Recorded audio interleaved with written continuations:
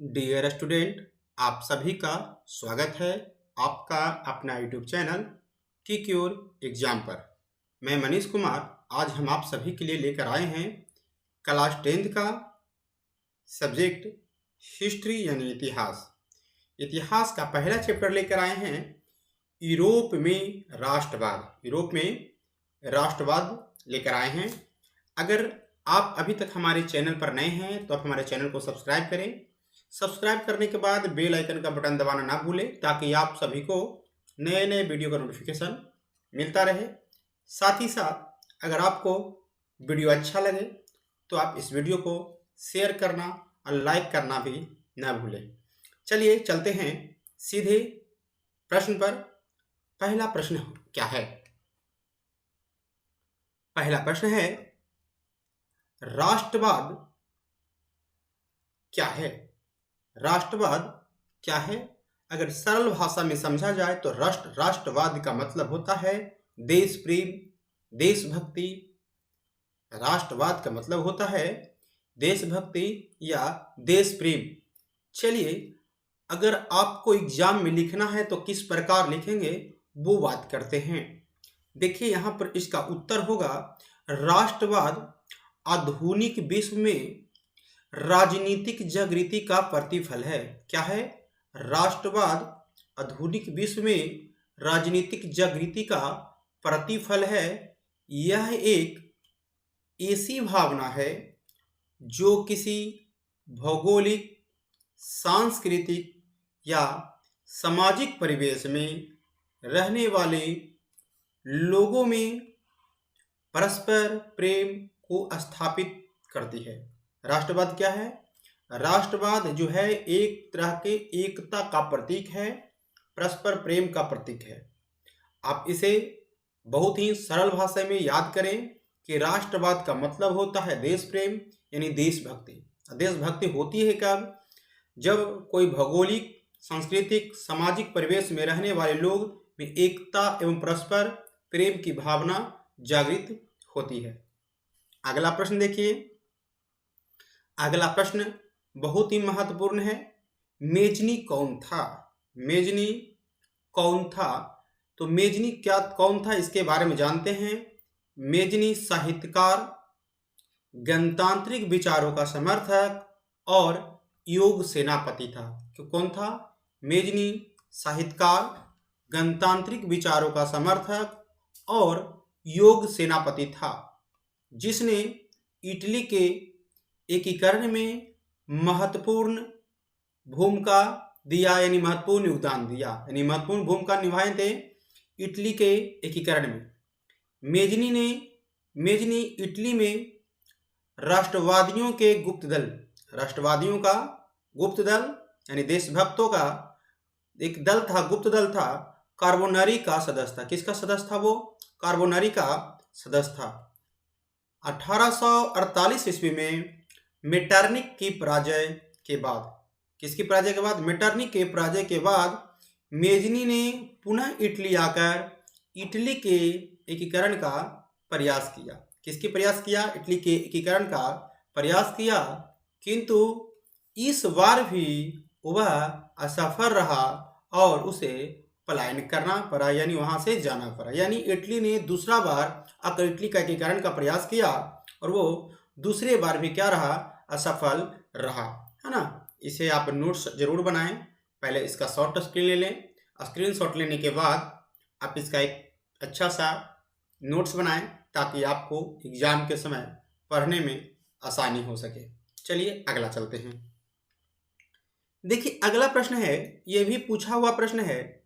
इसमें हम सभी पूछा हुआ प्रश्न को करवा रहे हैं क्योंकि यह एक क्रैश कोर्स है। क्रैश कोर्स में पूछा हुआ प्रश्न को हम करवाते हैं ताकि आपको एग्जाम के समय ज़्यादा से ज़्यादा नंबर आ सके।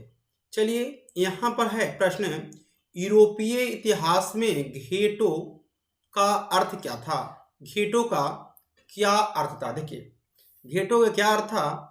घेटो शब्द का प्रयोग मूलतः, घेटो शब्द का जो प्रयोग है मूलतः मध्यकालीन यूरोपीय देशों में यहूदी बस्ती के लिए किया जाता था। किसके लिए किया जाता था?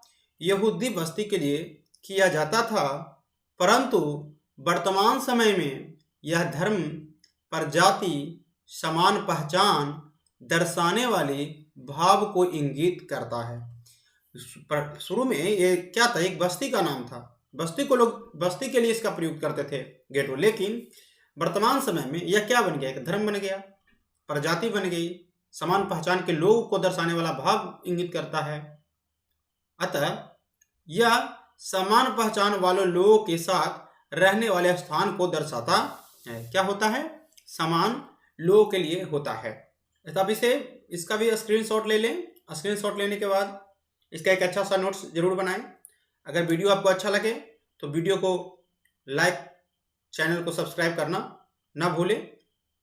आप वीडियो पूरा देखें, तभी आपको इससे संबंधित सभी प्रश्न आसानी से समझ में आएगा।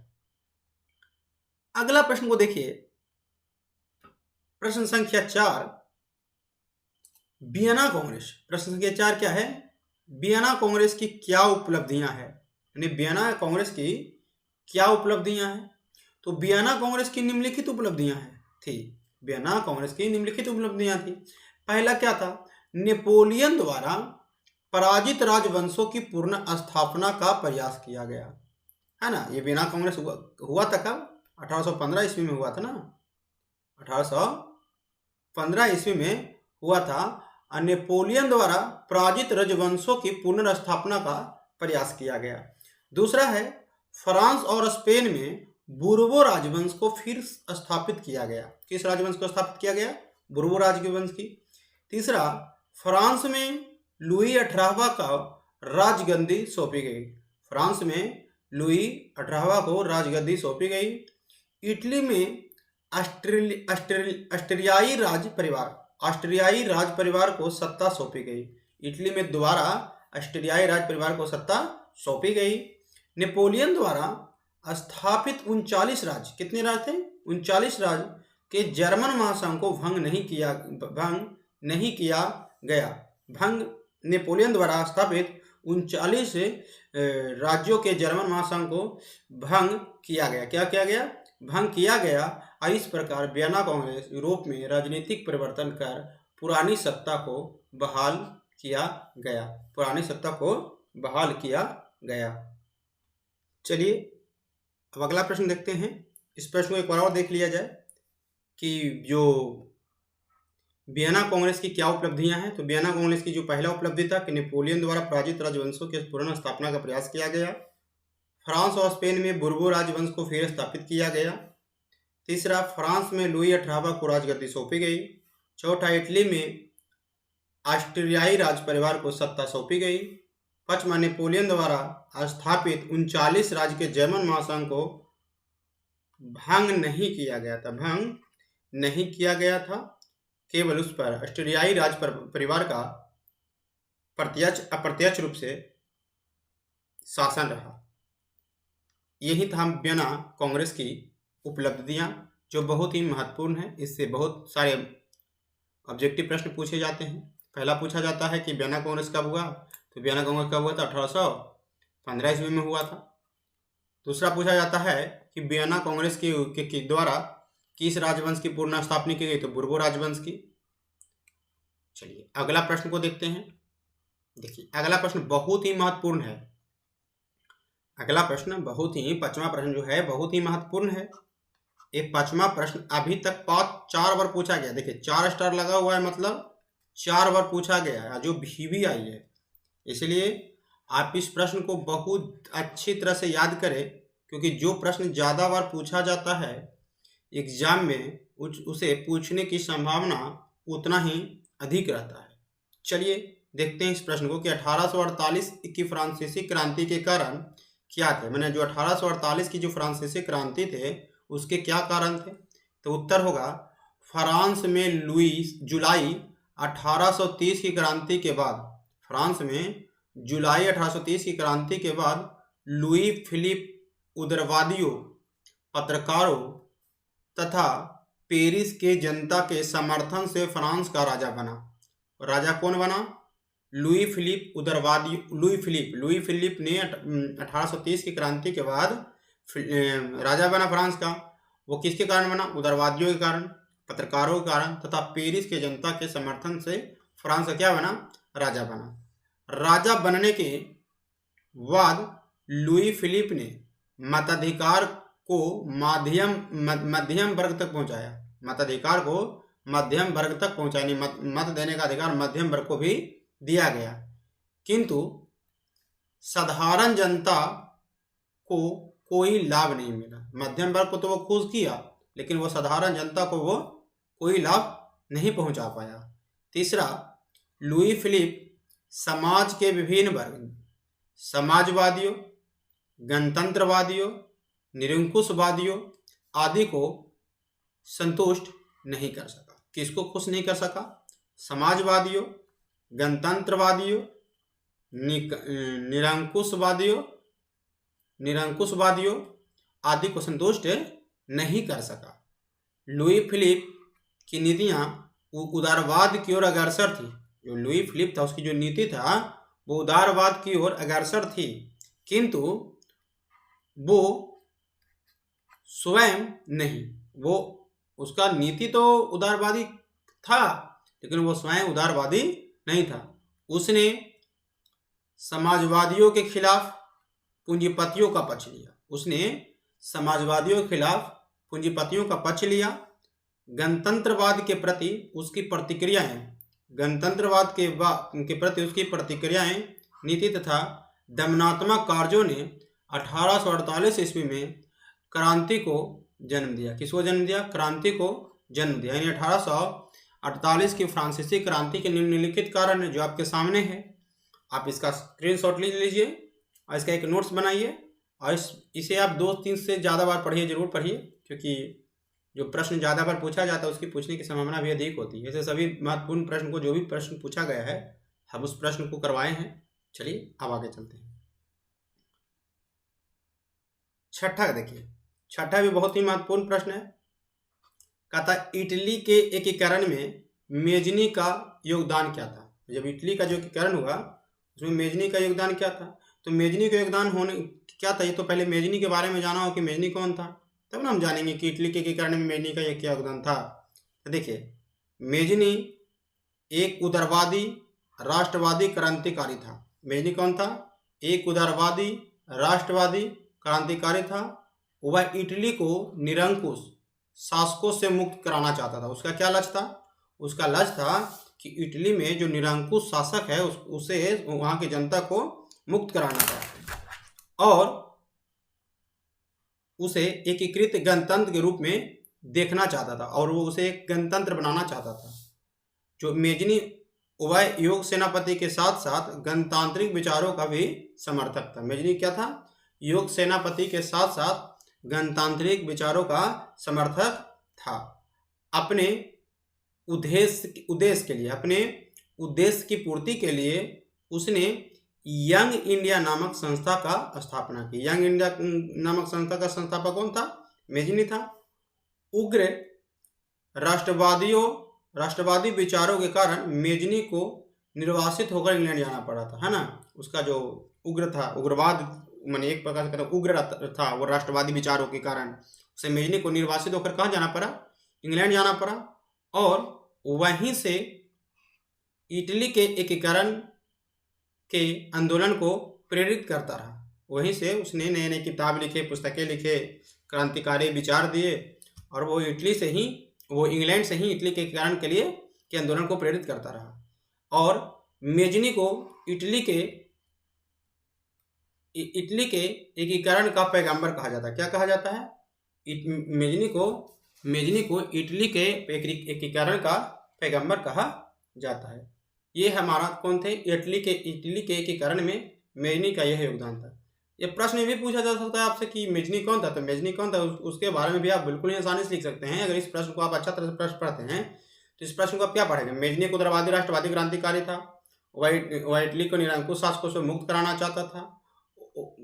वह योग सेनापति के साथ साथ गणतांत्रिक विचारों का समर्थक भी था। इस प्रकार इस प्रश्न का उत्तर एग्जाम में आसानी से लिख सकते हैं। चलिए अगला प्रश्न को चलते हैं। अगला प्रश्न को देखिए। अगला प्रश्न भी जो प्रश्न संख्या 7 है, कहता है इटली जर्मनी। इटली, प्रश्न को देखिए अच्छा से, क्या कह रहा है? इटली जर्मनी के एकीकरण में, इटली जर्मनी के एकीकरण में ऑस्ट्रिया की क्या भूमिका थी? मैंने ऑस्ट्रिया की क्या भूमिका थी ये पूछता है। ये भी वीवीआई क्वेश्चन है, क्या लिखा हुआ है? VVI question. 4 बार ये भी प्रश्न पूछा गया है। तो ये हम जो बोलते हैं कि जो ज़्यादा बार पूछा जाए तो उससे ज़्यादा बार पढ़ा जाए, क्योंकि आपको यही प्रश्न देखने को मिल सकता है एग्जाम में, और संभावना भी यही रहती है कि जो ज़्यादा बार पूछा गया है वो आता है। अगर आपको अभी तक इसका नोट्स तो जरूर बनाइए। नोट्स बनाने से आपको एग्जाम के समय पढ़ने में बिल्कुल ही आसानी होती है। चलिए देखते हैं प्रश्न को। ऑस्ट्रिया, इटली और जर्मनी। ऑस्ट्रिया, जो ऑस्ट्रिया है, इटली और जर्मनी के एकीकरण का सबसे बड़ा बाधक था। ऑस्ट्रिया ही था जो इटली और जर्मनी के एकीकरण होने नहीं दे रहा था। इटली के एकीकरण के दौरान ही जर्मन क्षेत्र में भी समान प्रक्रियाएं चल रही थी, यानी जैसा स्थिति इटली का था उस समय जर्मन क्षेत्र का भी वही स्थिति समान था। इटली के एकीकरण के मार्ग में ऑस्ट्रिया बाधक बना हुआ था। 1830 की क्रांति के बाद इटली में भी नागरिक आंदोलन शुरू हो गए थे। कि कौन सा आंदोलन शुरू हो गया था? नागरिक आंदोलन शुरू हो गए थे। मेजनी ने इस नागरिक आंदोलन का उपयोग, मेजनी जो था, मेजनी ने इन नागरिक आंदोलन का उपयोग करते हुए उत्तरी और मध्य इटली में एकीकृत गणराज्य स्थापित करने का प्रयास किया। उसने प्रयास किया, जब वहाँ आंदोलन चल रहा था तो उस समय मेजनी ने क्या किया? उत्तरी और मध्य इटली में एकीकृत गणराज्य स्थापित करने का प्रयास किया। लेकिन ऑस्ट्रिया के चांसलर मेटरनिख द्वारा इन राष्ट्रवादी नागरिक आंदोलनों को दबा दिया गया। किसके द्वारा दबा गया? मेटरनिख के द्वारा दबा दिया गया, जिससे इटली का एकीकरण रुक गया। जर्मनी में भी राष्ट्रवादी भावना को कुचलने में ऑस्ट्रिया ने मेटरनिख द्वारा दमनकारी कानून के आदेशों को जारी रखा। ऑस्ट्रिया ने, माने जर्मनी में भी जो राष्ट्रवादी जो भावना जो उभर रहा था उसको कुचलने के लिए ऑस्ट्रिया ने मेटरनिख द्वारा दमनकारी कानून के आदेशों को क्या किया? जारी किया। और तब दोनों देश के एकीकरण में ऑस्ट्रिया बाधक बना रहा। दोनों देशों के एकीकरण में ऑस्ट्रिया क्या रहा? बाधक बना रहा। अगला प्रश्न को देखिए। बिस्मार्क था कौन? बिस्मार्क कौन था? ये बहुत ही महत्वपूर्ण प्रश्न है। देखिए, बिस्मार्क एक सफल कूटनीतिज्ञ था। बिस्मार्क कौन था? एक सफल कूटनीतिज्ञ था, और वह यह राजतंत्र, प्रजातंत्र, निरंकुश, कट्टरवादी तथा उदारवादी आदि का समर्थक था। किसका समर्थक था? राजतंत्र का भी समर्थक था, प्रजातंत्र का भी समर्थक था, निरंकुश का भी समर्थक था, कट्टरवादी का भी समर्थक था, उदारवादी का, सभी का वो समर्थक था। इसने जर्मनी के एकीकरण के लिए विशाल सेना गठन किया और पर्सा का शासक विलियम प्रथम यह जानता था कि जब तक फ्रांस और ऑस्ट्रिया को पूरी तरह पराजित नहीं किया जाता तब तक जर्मनी का एकीकरण नहीं होगा। और यह काम कौन कर सकता? यह काम बिस्मार्क कर सकता था। बिस्मार्क कर सकता था। यही बिस्मार्क था। कौन था ये? बिस्मार्क था। गैरीबॉल्डी के कार्यों की चर्चा करें। गैरीबॉल्डी के कार्यों की चर्चा करें। गैरीबॉल्डी के कार्यों की क्या करना है? चर्चा करना है। यानी गैरीबॉल्डी ने कौन कौन से कार्य किए उसके बारे में जानना। ये भी बहुत ही महत्वपूर्ण प्रश्न है। यानी कहा जाए तो इस प्रश्न में जितने भी इस जो यूरोप का राष्ट्रवाद है उसमें सभी प्रश्न को महत्वपूर्ण प्रश्न को लाए हैं। जिस प्रश्न में स्टार लगा हुआ है वो ज़्यादा भी है। जितना स्टार उतना बार पूछा गया है। चलिए चलते हैं इसके आंसर की ओर। देखिए, गैरीबॉल्डी क्या था? पेशे से एक नाविक था। ये प्रश्न भी पूछा जाता था कि गैरीबॉल्डी पेशे से क्या था? नाविक था, और मेजनी के विचारों का समर्थक था। किसके विचारों का समर्थक था? मेजनी के विचारों का समर्थक था। परंतु जब काबुल के प्रभाव में आकर संवैधानिक राजतंत्र का समर्थक बन गया। पहले मेजनी के विचारों को, वो गैरीबॉल्डी मेजनी के विचारों का समर्थक था, लेकिन परंतु जैसे काबूल के जब प्रभाव में आया तो वह संवैधानिक राजतंत्र का समर्थक बन गया। 1862 ईस्वी में गैरीबॉल्डी ने रोम पर आक्रमण की योजना बनाई। कहाँ आक्रमण की योजना बनाई थी? 1862 में गैरीबॉल्डी ने रोम पर आक्रमण की योजना बनाई और उसने अपने कर्मचारियों तथा स्वयं सेवकों की सशस्त्र सेना बनाई। उसने अपने कर्मचारियों तथा स्वयं सेवकों की सशस्त्र सेना बनाई। गैरीबॉल्डी ने सिसिली और नेपल्स पर आक्रमण किया। कहाँ आक्रमण किया? सिसिली और नेपल्स पर आक्रमण किया और दक्षिणी इटली को जीतकर विक्टर इमैनुअल को सौंप दिया। उसने दक्षिणी इटली को तो जीता, लेकिन उसे विक्टर इमैनुअल को सौंप दिया, जिससे इटली का एकीकरण क्या हो गया? आसान हो गया। इटली का एकीकरण क्या हो गया?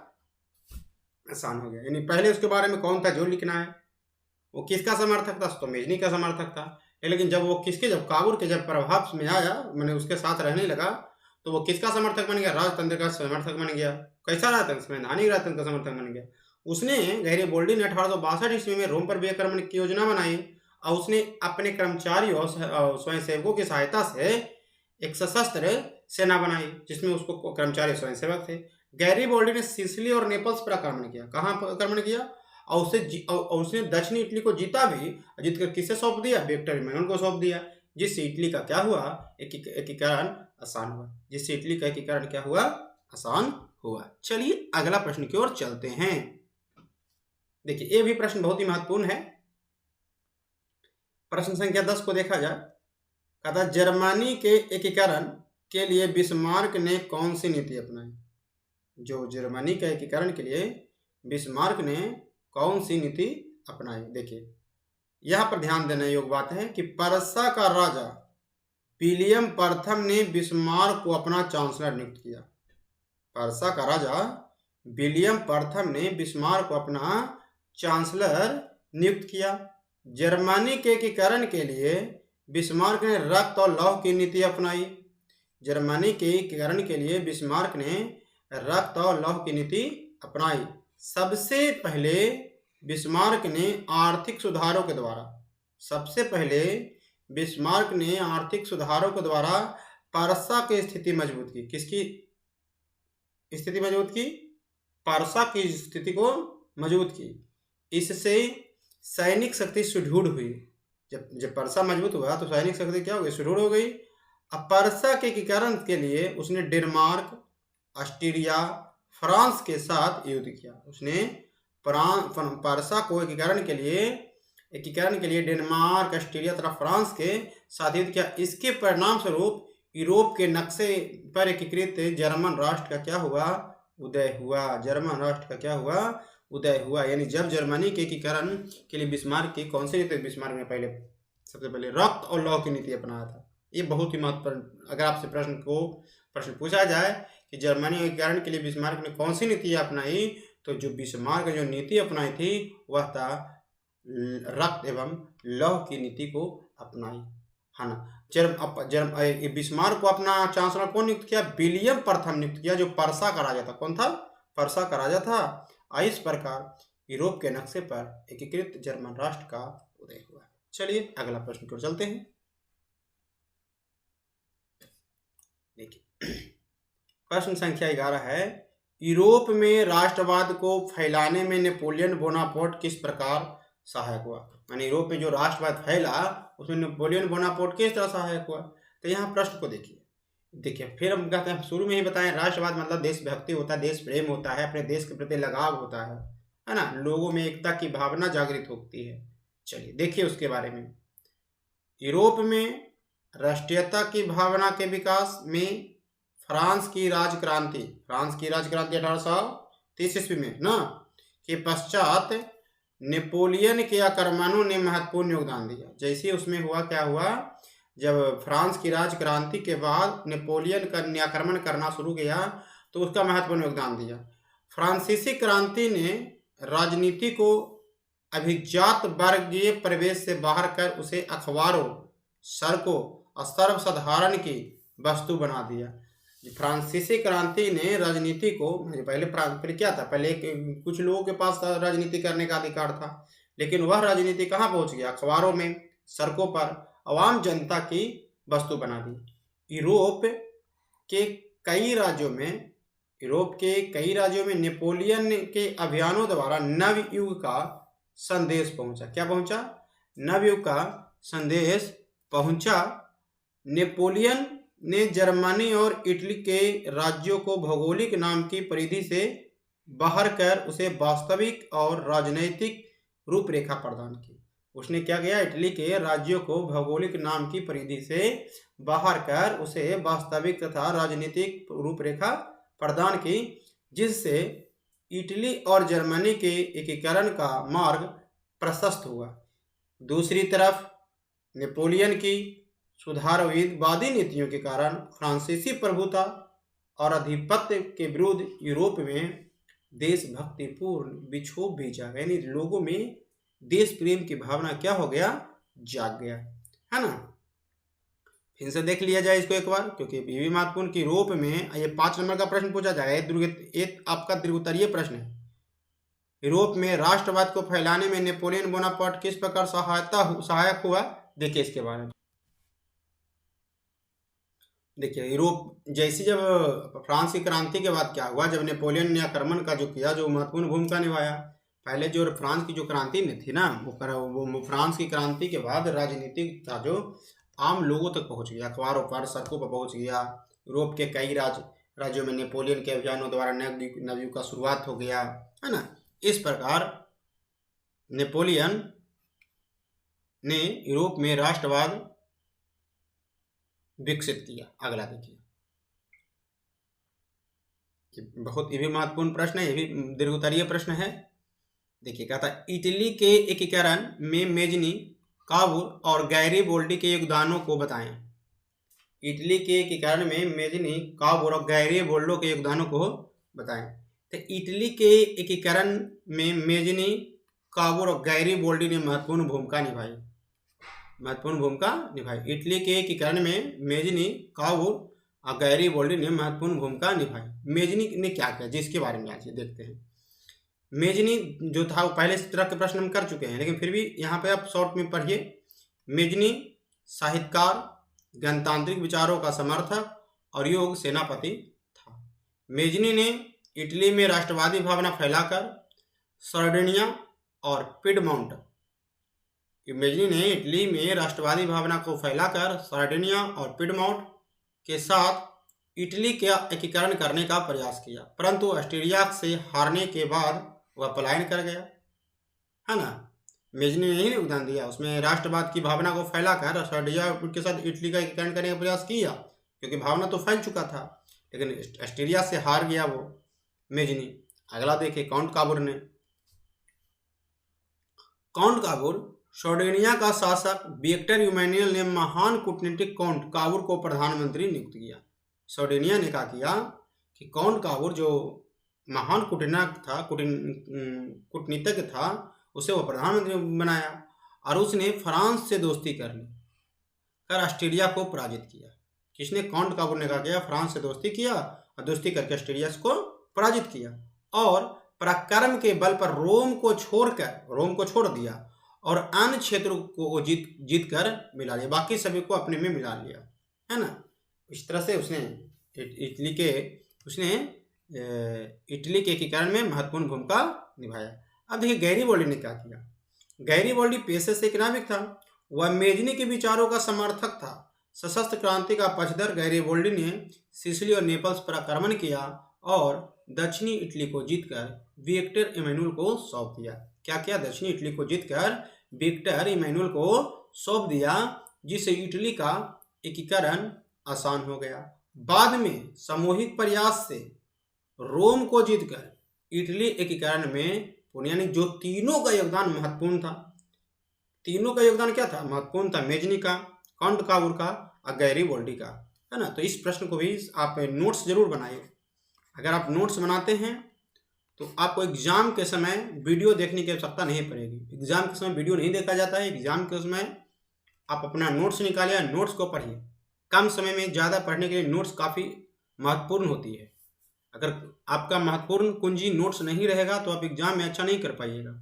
इसलिए जहाँ पे 3 स्टार 4 स्टार जिस प्रकार से लिखा हुआ है VVI करके बिल्कुल ही क्वेश्चन पढ़ना है, अलग क्वेश्चन नहीं पढ़ना। अलग क्वेश्चन पढ़ने से आपको आपका कोई भला होने वाला नहीं है। बस आपको एग्जाम पास करना अच्छा नंबर से।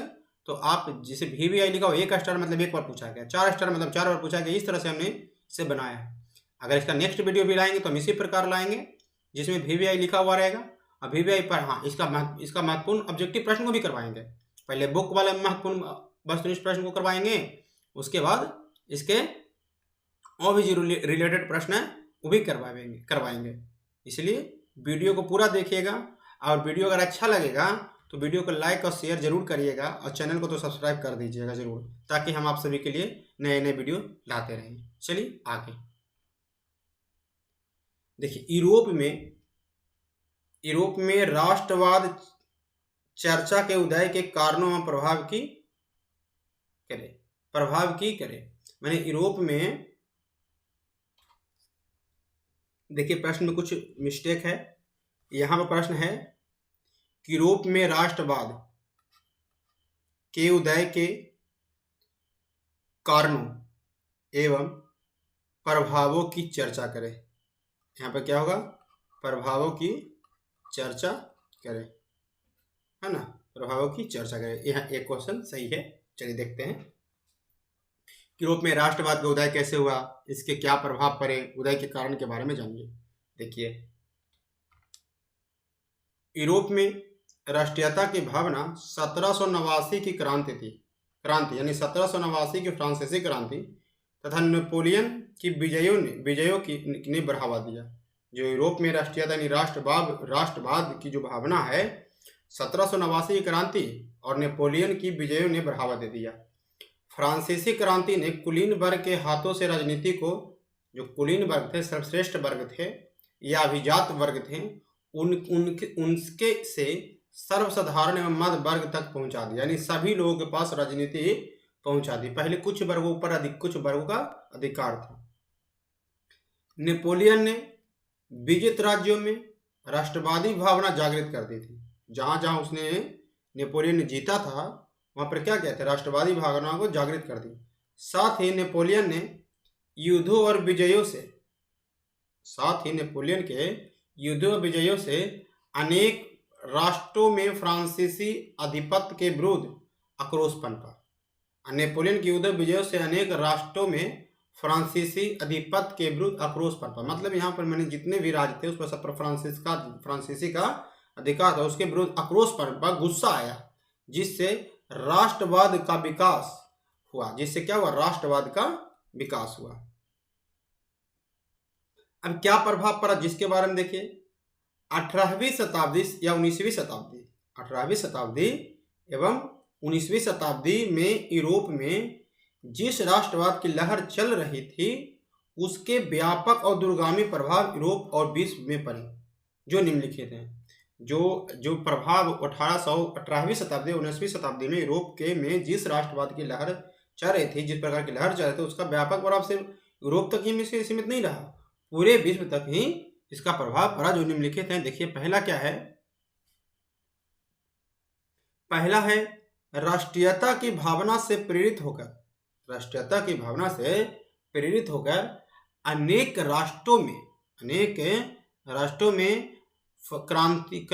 में क्रांतियां और आंदोलन हुए, है ना। इसका प्रभाव पूरे विश्व में पड़ा।